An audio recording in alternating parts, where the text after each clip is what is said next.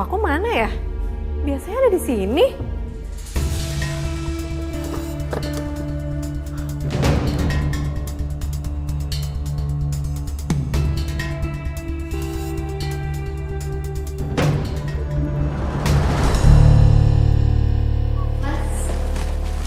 Ya?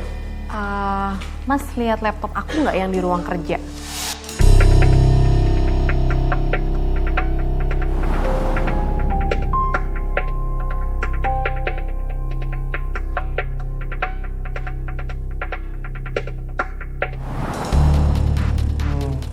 Memangnya kenapa? Kok nggak ada ya? Oh, ya. Mungkin aja itu salah satu dari mereka yang ada laptopnya.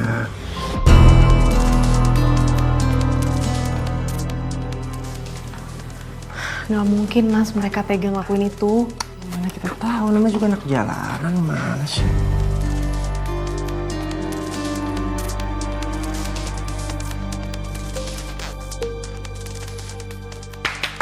Perhatian! Siapa di antara kalian bertiga yang masuk ke dalam ruang kerja dan ngambil laptop?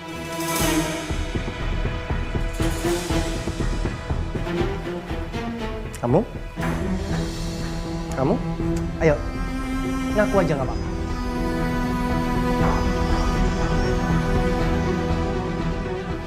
Gak ada yang mau ngaku sama sekali. Oke, kalau nggak ada yang mau ngaku, gimana kalau misalkan nggak ada yang ngaku sama sekali, kalian bertiga semua kena akibatnya. Kami nggak ada yang berani masuk ke ruangan itu, Pak. Oh, masih nggak mau ngaku juga ya? Iya. Kalau nggak ada yang mau ngaku, gimana kalau misalkan kalian bertiga saya gamparin satu-satu biar ngaku. Terutama kamu yang paling dekat sama saya. Mas, jangan mas. Apa sih? Jangan. Kok main gambar kayak gitu aja? Mereka ini tuh memang harus dikasarin. Biar mereka itu tahu diri. Tapi nggak kayak gitu juga mas. Kamu ini tuh selalu aja ngebelain mereka. Aku bukannya ngebelain mereka mas. Tapi kan mas juga jangan asal nuduh. Nggak punya bukti. Belum tentu juga mereka yang nyuri. Terus, kalau bukan mereka yang curi siapa? Saya yang curi. Ya nggak kayak gitu mas. Heran sama kamu. Terserah kamu aja lah semuanya. Capek ngurusin semuanya. Awas kamu ya yang baju hijau.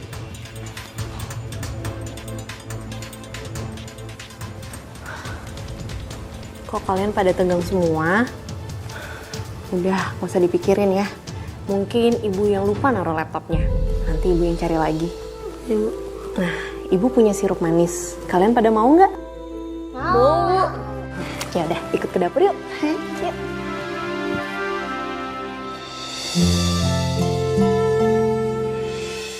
Lalu apa yang Mbak lakukan setelah laptop Mbak hilang? Saya terpaksa menjual perhiasan peninggalan orang tua saya untuk mengganti laptopnya Yunus. Saya nggak mau Yunus berpikir yang enggak-enggak karena ia sudah meminjamkan laptop yang tiba-tiba hilang. Saya salut sama Mbak. Mbak memegang teguh kepercayaan dan tanggung jawab kepada orang yang sudah baik sama kita. Benar Mbak, setelah saya pulang menjual perhiasan orang tua saya itu, saya tiba-tiba bertemu dengan seseorang. Melalui kejadian ini, saya merasa kasihan sama dia. Balik! Balik! Balik! Balik! Balik! Balik! Balik! Jangan lari lo! Woi, jangan lari! Balik!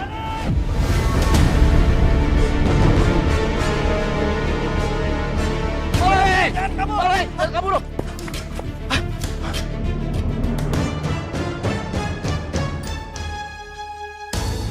Itu dia. Astagfirullah. Ada apa tuh? Ayo cepat kita turun.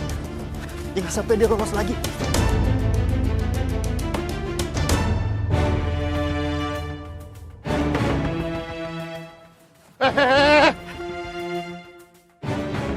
Ini dia perempuan. Ada apa ya Pak? Perempuan ini sudah mencuri emas. Minggir Pak, minggir. Biar saya habisin. Sabar dulu ya Pak. Kasihan perempuan ini. Jangan main hakim sendiri, saya tolong. Mbak, yang namanya pencuri nggak usah dikasihani. Mendingan Mbak biar minggir. Saya akan habisi dia. Pak, sabar. Tunggu, Pak. Tunggu. Kembalikan barang yang kamu curi. Saya belum sempat mencuri, Mbak. Udah keburu ketahuan tadi.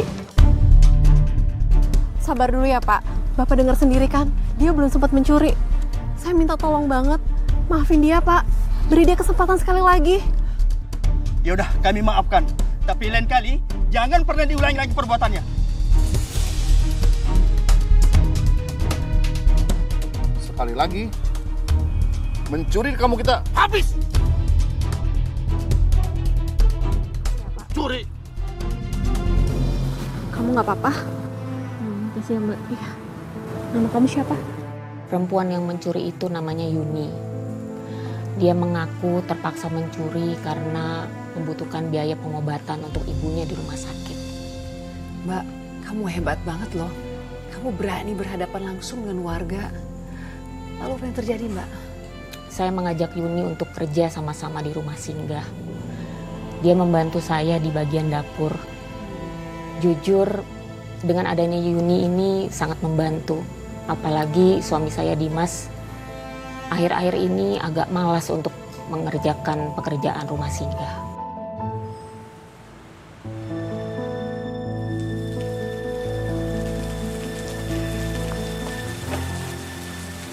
Kamu kemana aja, Mas? Semalaman nggak pulang? Aku habis bisnis sama teman.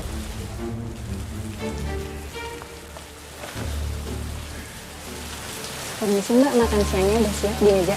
Oh ya, makasih ya.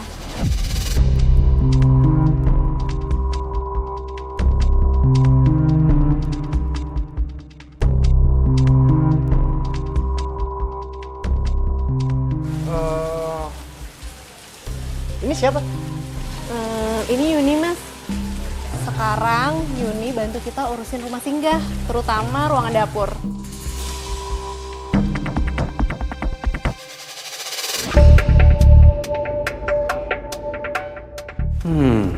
Cantik juga nih cewek.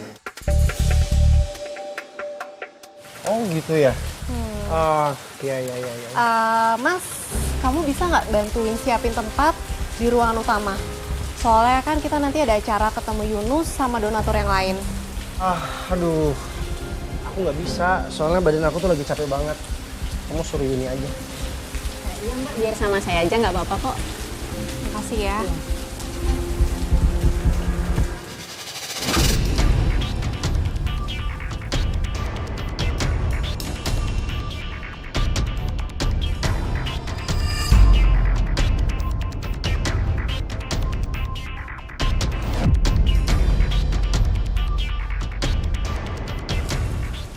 Kamu lihat siapa, Yun?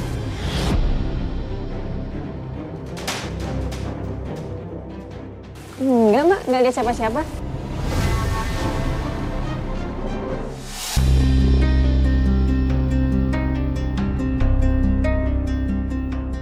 Mbak, maaf saya bisa beresin ruangannya sekarang? Iya, boleh. Permisi ya, Mbak.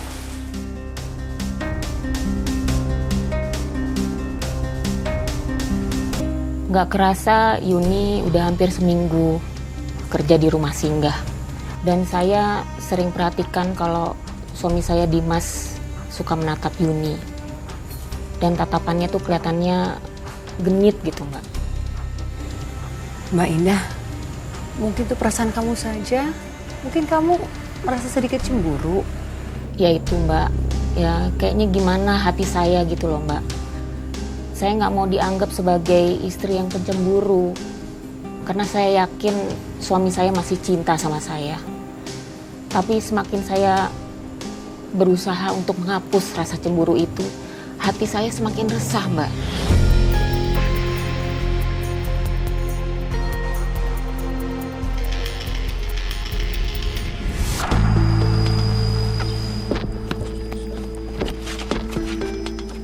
Ya ampun Mas Dimas, kamu bikin kaget aja sih. Kamu cantik kan? Tapi sayang, cewek secantik kamu mau aja sih disuruh pergi sama Indah ke pasar. Udahlah, gak usah terlalu nurutin si Indah. Ya Mbak Indah kan udah baik banget Mas sama aku. Dan aku juga lagi butuh kerjaan. Adanya juga kerja di rumah singgah di dapur, Mas. Iya, aku tahu. Kamu tuh lagi butuh uang buat biaya pengobatan ibu kamu. Tapi nggak akan banyak kalau cuma bantuin Sinda doang. Mendingan kamu bantuin aku. Kita kumpulin uang yang banyak. Nanti begitu sudah kaya raya, aku bakal tinggalin Indah dan aku akan nikahin kamu.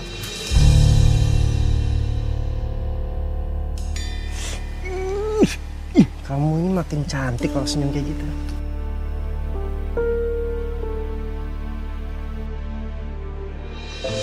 Semakin hari semakin banyak barang-barang berharga yang hilang dari rumah singgah, Mbak. Dan Dimas selalu menuduh anak-anak yang mencuri. Saya sudah mencoba berkali-kali bertanya pada anak-anak apakah mereka mencuri barang-barang itu.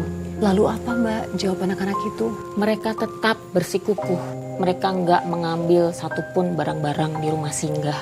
Bahkan ada yang membuat saya tertegun. Mereka bilang rumah singgah ini sudah terlalu baik sama mereka. Jadi nggak mungkin mereka membalas kebaikan itu dengan mencuri barang-barang.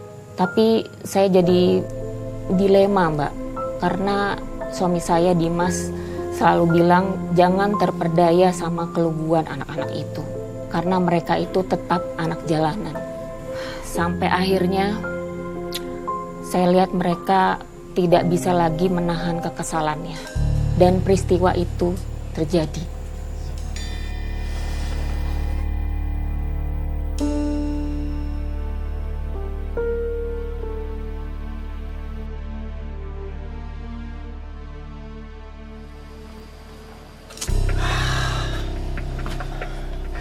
Ada apa sih Mas? Tumben aja ketemu aku di sini. Enggak, aku cuma mau bilang, aku tuh bangga banget sama kamu. Karena kamu tuh udah nurutin apa yang aku mau. Oh, terus? Terus, aku mau kamu terus untuk manfaatin uang-uang anak-anak itu. Kamu potong jatahnya terus menerus. Tapi ingat, jangan sampai ketahuan sama Indah ya. Kalau itu mah udah pasti Mas. Karena kalau sampai ketahuan Mbak Indah, itu bisa bahaya. Itu kamu tahu.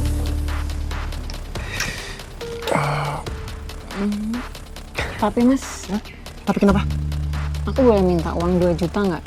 Soalnya kemarin ibu masuk rumah sakit lagi dan tagihannya 2 juta. 2 juta? Oh, 2 juta. 2 juta aku nggak punya uang 2 juta. Ada nih. Ada yang 100.000. Ini buat kamu. Ya, daripada nggak ada, lumayan buat tambah-tambahan. Ya udah, 100.000 juga nggak apa-apa Mas daripada enggak. Sudah. Aku pamit dulu ya Mas ya. Ya udah. Dadah. Dah. Tapi Yun, Ada apa lagi sih Mas? nggak apa-apa. Kamu cari deh. Ya udah, aku pulang dulu ya. Ya udah. Dah. Dah.